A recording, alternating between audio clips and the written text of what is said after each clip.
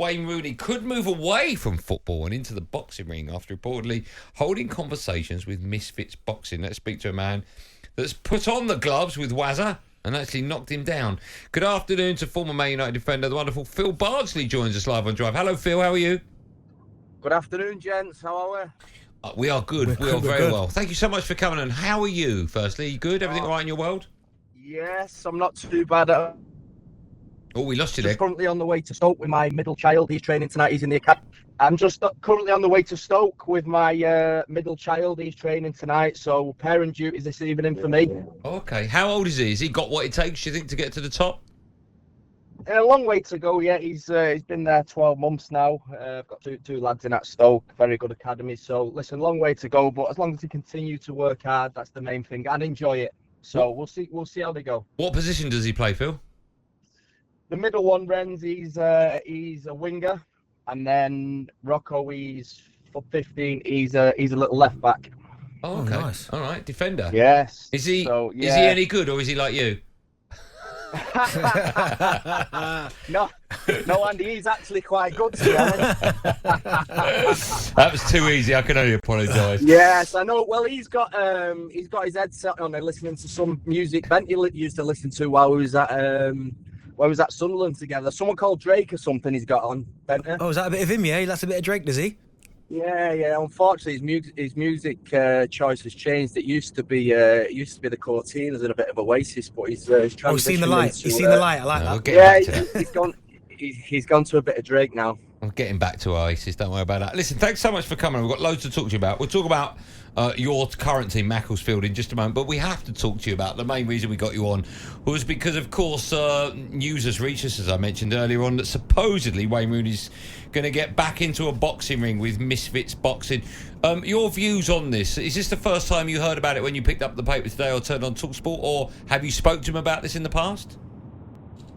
I've not actually had a conversation with him for a while as it goes. It's obviously the first I've heard of it since obviously it broke this morning. So I don't know how much truth is in the story, and until obviously I speak to him or further stuff comes out. So yeah, listen, it's one of them things now. People are getting, his sportsmen are getting in the ring with so-called YouTubers and and putting exhibition bouts on, and if he feels like it's the right thing for him to do, then I'm sure he'll crack on and do it. I'm sure he'll be okay as well, because he's a big strong boy.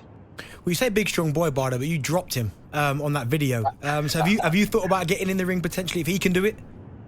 Well, I'd give it a go, Ben. You know me, I try my hand at anything. So I've not had a call about any bouts or anything yet. So yeah, I'll just leave that one where it is. But in terms of Wayne, I'd imagine obviously if there's any truth in the story, I'd imagine he'll get himself in the gym and he'll take it serious. But listen, let's see if there's any truth in it first. Like I say, I've not touched base with him, not spoke to him about the story. So yeah, let's wait and see. And listen, if it's what he wants to do, then there's not many people that would stop him, I don't think. Phil, let me ask you, we've all seen the video of you dropping him. Could you just remind us exactly how it came about and whose house it was in? Well, it was in his house. We'd obviously been out and watched a couple of Super Sunday games and had a skinful. Probably too many of them than what we should have done, to be perfectly honest. But, boys will be boys, and it was a Sunday afternoon. Got a little bit carried away, and then ended up back at Wayne's house and had a little bit of a spar, and one thing led to another. And next minute, there's blood all over the kitchen and all sorts. And videos getting sent around, which was obviously a little bit embarrassing from our point of view, considering obviously he was at United at the time and captain. I was at Stoke. So yeah, it was a little bit embarrassing at the time, but it is what it is. It was one of them things where obviously you probably had too many drinks and we've got in the kitchen as lads do and started having a sleep. Phil, when you dropped him, right? I'm looking at it thinking it looks a bit dramatic. Right, like he knew the camera was filming him. You've obviously caught him, but did he stay down? Was it a proper whack to the face and it took him down and he stayed down? I just want. Okay, was it for the cameras? Let's just park it there, Andy. Let's just park it there. No, what? I mean, did you really take him down? What do you mean? Well, because take him down. Because I mean, he dropped like a sack of spuds, right? Well, listen, we'd all had a few drinks, haven't we? So it was one of them. The timing was spot on. My jab's pretty accurate, to be honest. So we didn't know there was blood everywhere, Phil. We didn't know that. Yeah, well, my nose was a little bit. Yeah, you go. Listen, we had a right go before obviously the video started filming, which obviously we didn't know about. So there was. Who sent the video out? How did it get out? The video? Some plonker just trying to make a few quid. So very disappointing that it got out. With a trust issue, like obviously you trust people to come back to houses and obviously have a drink, and the next minute the video's circulating on social media and so on. But it is what it is. You live and learn by these things. You didn't have the Vardys over as well, did you? That's probably how it got out. God. Good God. What have you got me? What are you getting into here? You two. Oh, no. That's all him. That is all him. That's all him. Come on, give me a break, man. I noticed you didn't answer that one, Phil. I'm staying out of it. Okay, we'll move on in 1 sec. But just quickly, thank God for that. For comedy value, right? Would you get back in the ring with him if there was money behind it and it was YouTube and all that nonsense? Would you ever fight with him?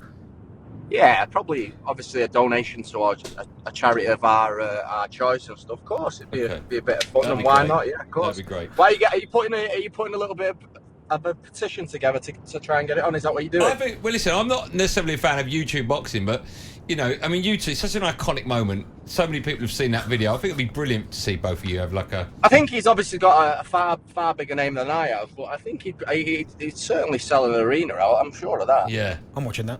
I'm watching that as well. That'd be great. Yeah, thanks, Bennett. Appreciate that. Maybe you could be on the undercard. Who would you go with, Ben? Who would you ever go with if you could? What if Benty was going to fight? Yeah, Benty would get in there, wouldn't you? I don't know if I would. No, I don't know if I. He's a lover, not a fighter. Yeah. You know that. I'm definitely not getting him with you. That's for a fact. I'll tell you that.